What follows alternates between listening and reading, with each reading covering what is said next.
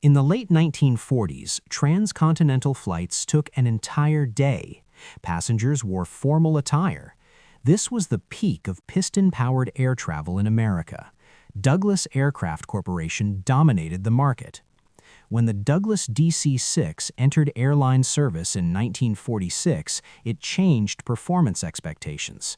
Smithsonian National Air and Space Museum documentation reports that the aircraft could cruise at about 315 miles per hour, carry over 80 passengers in pressurized cabins, and fly more than 4,000 miles, enough for a non-stop flight across the United States with reserves. Airlines required airplanes that could depart on time, arrive on time, and maintain consistent schedules. The DC-6 provided this.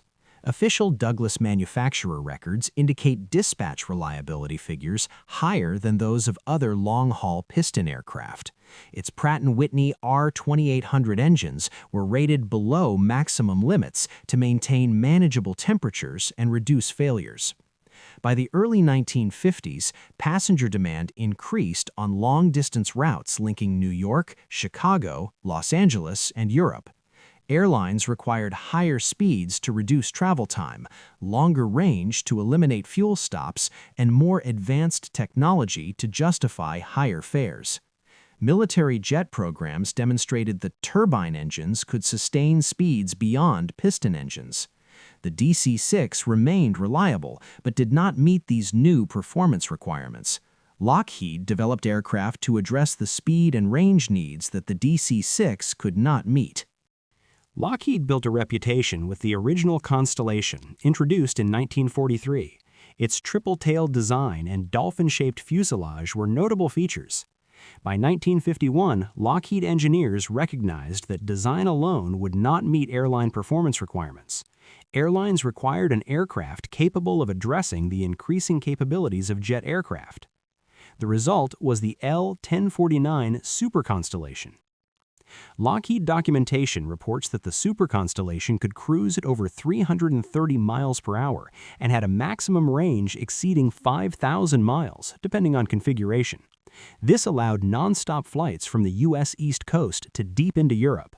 Compared to the DC-6, it had a longer fuselage, higher payload, and more powerful engines. The aircraft was designed to meet airline demands for higher speed, longer range, and increased payload. By 1952, airlines required piston aircraft that could operate efficiently until jets became widely available. The Super Constellation was intended to provide this capability. All engineering and design decisions were made to ensure the aircraft met these operational requirements. The L-1049 Super Constellation used the Wright R3350 turbo-compound engine, an 18-cylinder radial engine previously used during the Second World War. Wright aeronautical documentation states that the engine used power recovery turbines in the exhaust stream to convert heat energy into additional horsepower. The turbines increased total output to over 3,400 horsepower per engine. This additional power enabled the Super Constellation to cruise at higher speeds, climb to higher altitudes, and achieve longer range than previous piston aircraft designs. The turbo-compound system increased exhaust temperatures significantly. Heat had to be captured, routed through turbines, geared down, and synchronized with the crankshaft.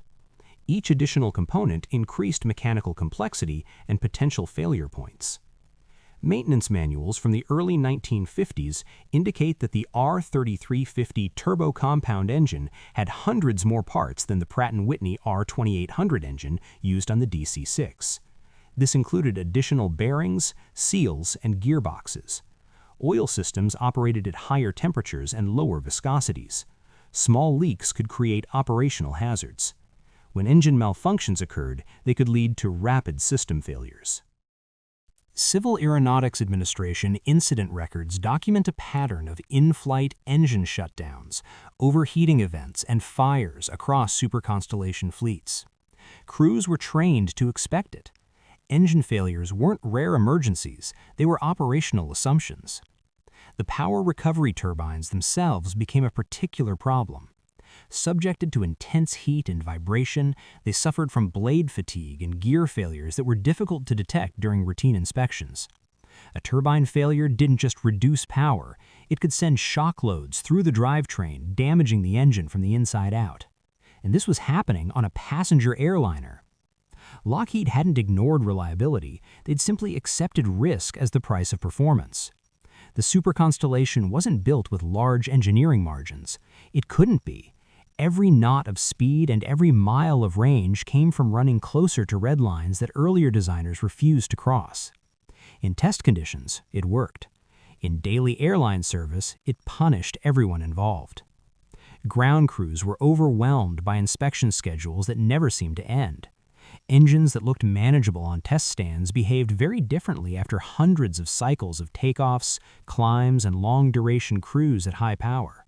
A delayed part or missed inspection could ground an aircraft for days. Unlike the DC-6, the Super Constellation didn't forgive shortcuts. It exposed them. The aircraft that was meant to represent the final triumph of piston engineering was quietly becoming its most fragile expression, and the airlines were about to discover just how expensive fragility could be. By the mid-1950s, the L-1049 Super Constellation's technical issues had direct financial consequences. Airline operating records indicate that the aircraft's direct operating costs were higher than expected. Fuel consumption increased, especially when engines were derated to control temperatures. Maintenance requirements grew disproportionately with flight hours. Each additional flight hour increased the likelihood of an unscheduled engine change, which caused lost revenue during downtime. On major routes, such as New York to Los Angeles and transatlantic flights to London and Paris, the Super Constellation carried high-revenue passengers. Civil Aeronautics Board operational summaries show that its dispatch reliability was lower than of older piston aircraft, including the DC-6. Engine failures increased operational costs. Delays affected schedules, crew availability, passenger connections, and required additional hotel accommodations and compensation. Continuous maintenance and reliability issues affected overall operational efficiency. Manufacturers' service bulletins document ongoing efforts to improve the R3350 engine, including new materials, revised cooling systems, and modified turbine assemblies. While these changes provided improvements, the engine still operated close to its physical limits for commercial service. Airlines reassessed the aircraft's role.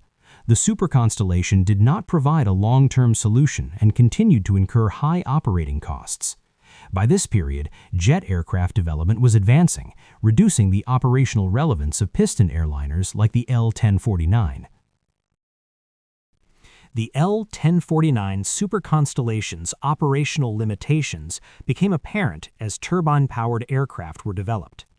By the time the Super Constellation was in service, Boeing's Dash 80 prototype had completed test flights. Manufacturer documentation indicates the aircraft achieved cruise speeds beyond those of piston aircraft. Its engines operated with lower temperatures, smoother performance, and longer intervals between overhauls. Jet aircraft required fewer moving parts than piston aircraft.